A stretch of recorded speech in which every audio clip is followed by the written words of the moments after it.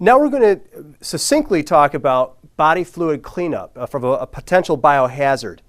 Now, when we do this, I'll tell you, one of the best things you can do actually is have your scene set up first. I mean, making sure you have extra pair of gloves already laid out, having your disposable wipes, having your pre-mixed 1 to 10 household bleach solution, 1 part bleach to 10 parts water, which is suggested by the Centers for Disease Control for a disinfecting household solution if you don't have a commercial virucidal or another disinfecting solution.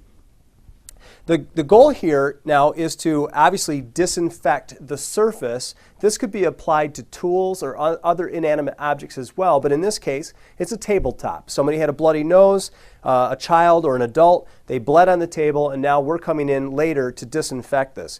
In the meantime, if you notice there's a blood spill and you can't disinfect right away, block off the area so that other people don't come in contact with it and become infected as well, or at least exposed. So first is to actually clean up as much of the gross contaminant as possible. We're going to do this by wiping the bulk of the contaminant off the table. If you can have someone assist you by bringing the bag in, we're going to dispose of the contaminant in a biohazard bag, being careful not to cross-contaminate. Now, if we're working with a clean bottle and we've just wiped up contaminant, I can get this contamination on these gloves pretty easily. Let's remove the first contaminated gloves without snapping or popping the gloves with a glove-on-glove, skin-on-skin removal procedure. Now we're going to be careful and actually drop those into the biohazard bag as well. Now, clean on clean, we place our second pair of gloves.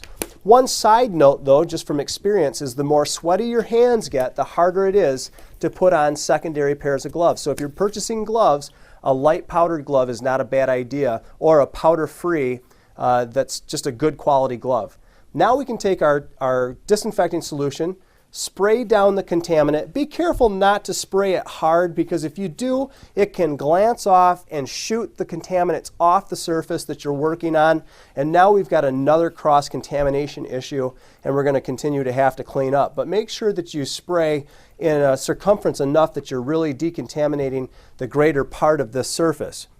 Now we're going to take another disposable wipe, and now we're going to clean the second phase and get the rest of the existing contaminant off the surface. And we're going to dispose of that in a biohazard bag. Again, keeping dirty, dirty, and clean, clean. We're going to dispose of those in the biohazard bag. And this should be our last time that we actually have to put on gloves. Even though they're clean, and ideally the disinfecting bottle is clean, we really want to break this chain of infection through putting a personal protective equipment piece between us and the potential pathogen. Now we're going to mist spray a saturation of the disinfecting solution. If it is made out of bleach solution, be careful it doesn't get on other products that have color. It will bleach those products. Maybe it's a carpet or other things.